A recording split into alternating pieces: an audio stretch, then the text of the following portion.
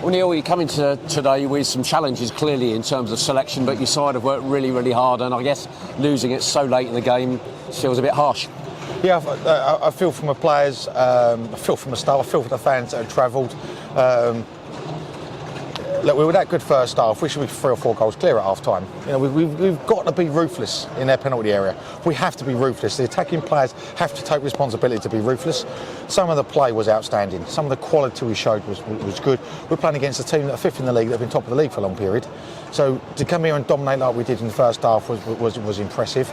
And in the second half, look, we you know, they come back into the game as you expect. We talked beforehand about stopping shots on the edge of the box. Did we do that for the 2 goals? No. Yeah, I feel for the group because as a sucker punch to be in the 96th minute, you know, it really is a sucker punch. It's offside. It's offside. I've seen it from 2 angles. You know, Kieran Brown just offside. I spoke to the officials and they don't mean to get things wrong, but it happens at the level. But that's the difference between winning and losing, you know, for us as a football club. So immediate reaction is I'm gutted for everybody, but really proud of the performance in difficult circumstances without not having any number 9s available. Yeah, I say doubly painful if that last minute goal was offside, but you know, going back to the beginning of the game, 2 questions really, Neil. Firstly, how are Elias Kachunga and Kasana Hadmi? You know, what was the reason for them missing today? Secondly, what was the message to the players going out there today? Obviously, no out and out forwards, but it's a chance for others to step up and, you know, take the mantle in the front line. Yeah, that's exactly it. The lad's missing. Catch. It'll be sort of a few days at a time to work out how he's going to be.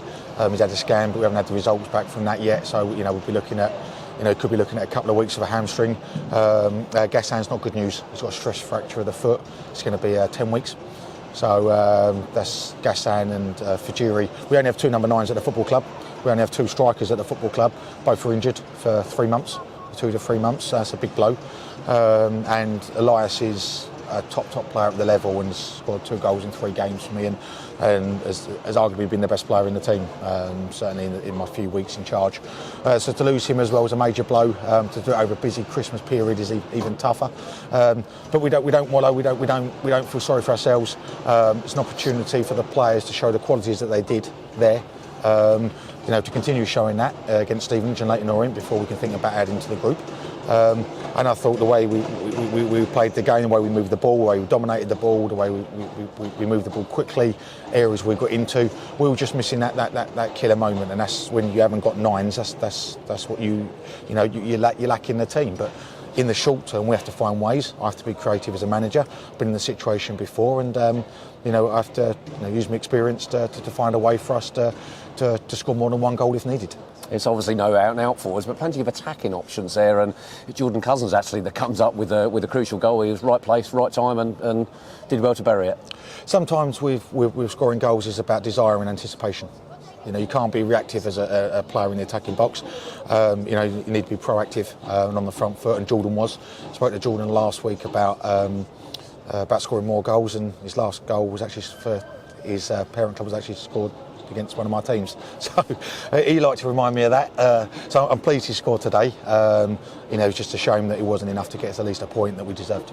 Yeah, some good saves from Jack in that second half. They built a good deal of momentum, and Tyler Goodrum, I thought, was their best player actually out there today. He scores a really good goal, but up until the 95th minute, you would have been pleased with how your side had defended, perhaps dropped deep once or twice, but you know, that's the nature of the game, I guess. Yeah, and I think that was probably the thought process today, is we lacked an impact off the bench for the first time.